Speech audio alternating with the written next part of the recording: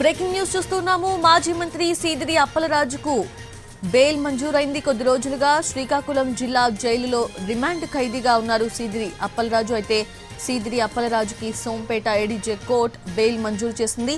Arrest అయిన 22 రోజుల తరువాత బెయిల్ వచ్చింది.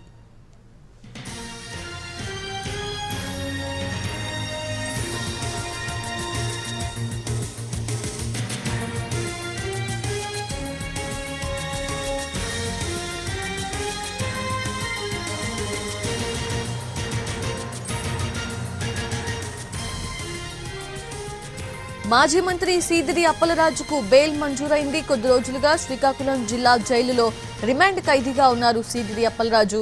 అయితే సీదిరి అప్పలరాజుకి సోంపేట ఏడీజే కోర్టు బెయిల్ మంజూరు చేసింది. అరెస్ట్ అయిన 22 రోజుల తర్వాత బెయిల్ వచ్చింది.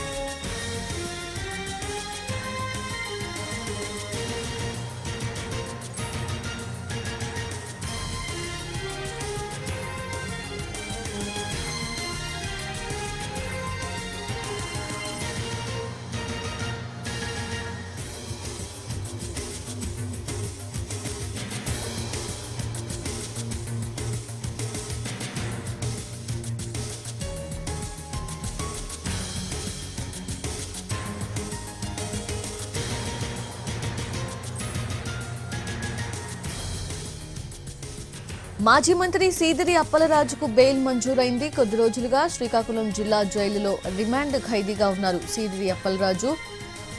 సోంపేట ఏడీజే కోర్టు ఆయనకు బెయిల్ మంజూరు చేసింది. అరెస్ట్ అయిన 22 రోజుల తర్వాత బెయిల్ వచ్చింది. సో విజువల్స్ లో చూస్తున్నాము ఎన్టీవీ స్క్రీన్ మీద ఆయన బెయిల్ మంజూరైన అనంతరం మాట్లాడడం కనిపిస్తుంది. అలానే వారి ఫ్యామిలీ మెంబర్స్ ఇమోషనల్ అవుతున్న దృశ్యాలను కూడా మనం చూడొచ్చు.